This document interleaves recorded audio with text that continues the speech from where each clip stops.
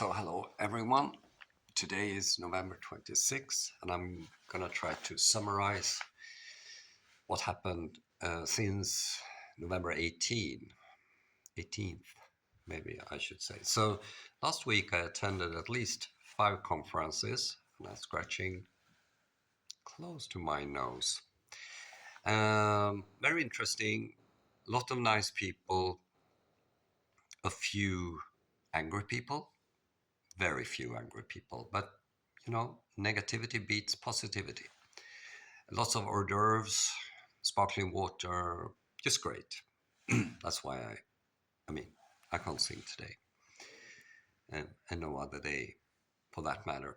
So basically, everything about this circles around, I think, mental health.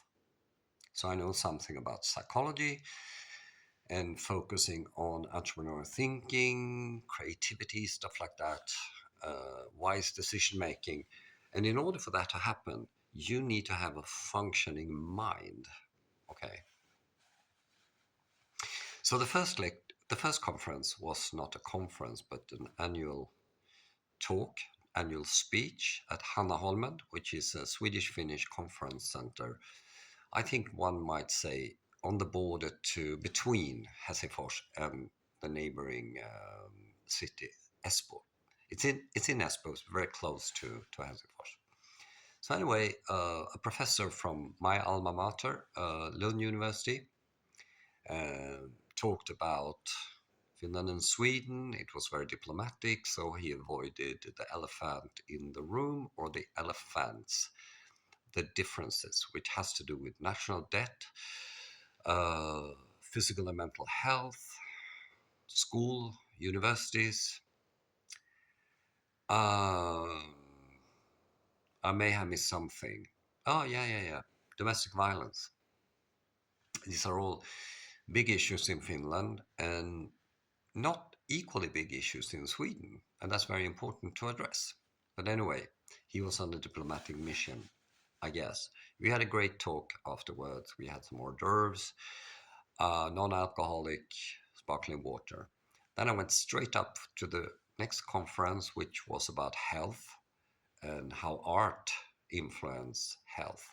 So the theme for the conference was art and health, or arts and health. So we started with some music, some hors d'oeuvres, snacks, and some sparkling water. And that was great. Met a lot of fantastic people. And then the chairman, who was a physician and an activist, a very funny guy, he was adamant that I should join the dinner, even though it was mainly for the people who stayed at Hanna Holmen, which I didn't. So that was fantastic. Then I left for home very late. The next day, I went first to a business conference. It's a very technical software conference, but a friend of mine, he did a brain stretch, which was a workshop about how you can improve your thinking, creativity, and stuff like that. He was also the moderator. It was very interesting, but as I said, very technical. And then I went back to the conference at Anna Holmen, and we actually left. I think that evening it must have been for an arts gallery where we had hors d'oeuvres again, very fancy hors d'oeuvres or snacks, a lot of sparkling water from the neighboring fancy restaurant. So, oh boy, I was full when I left. And the arts exhibition and the conversations with people, just fantastic. We should do more of that because it's good for mental health. And next morning, there was a collision between two conferences. The Arts for Health ended at the Maylands Hospital, but on the way there, I registered for the next one, which was one, two, three, the fourth one, Finlandssvenska barnrättsdagarna, which is in English, Finnish, Swedish Children's Rights Day. It's a great conference, lots of good people, great food and everything like that. But the host just hates me for some reason. And because when I attended the first conference, where they actually, she tried to frame everything uh, on men. Everything is to blame on men. And I asked them if they would consider women's relational aggressiveness. Now, she went bananas, and I had a talk with her afterwards, and she was very aggressive. And then for the next conference last year, she blocked the possibility to ask question openly. You had to fill in a form, and she blocked all my questions. Unbelievable.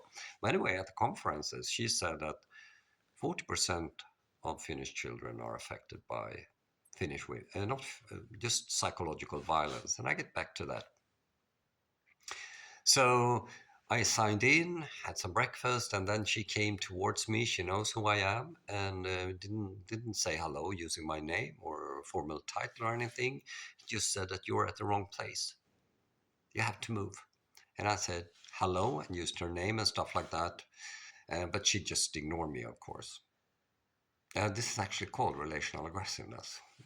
Paradoxically, it's kind of funny, and yet not so funny at the end of the story. And then I headed back to the arts and health at Maylands, and we had a walk around and ended up with a lunch. That was great. And then boom, I went back to the children's rights conference and listened to a psychologist talking about memory.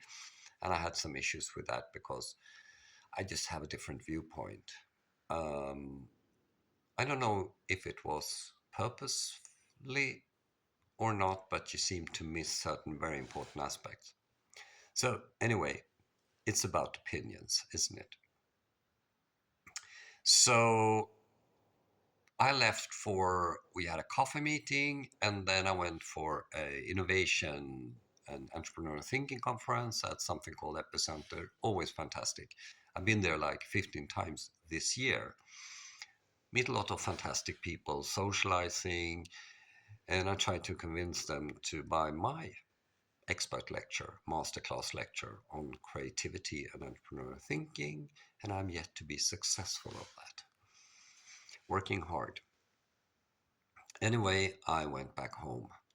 And the next morning, that conference continued. And as far as I can understand, on Thursday, I basically stayed the whole day. And it ended, I think, in the afternoon when we had like cakes and lunch and cakes and coffee and cinnabons and stuff like that.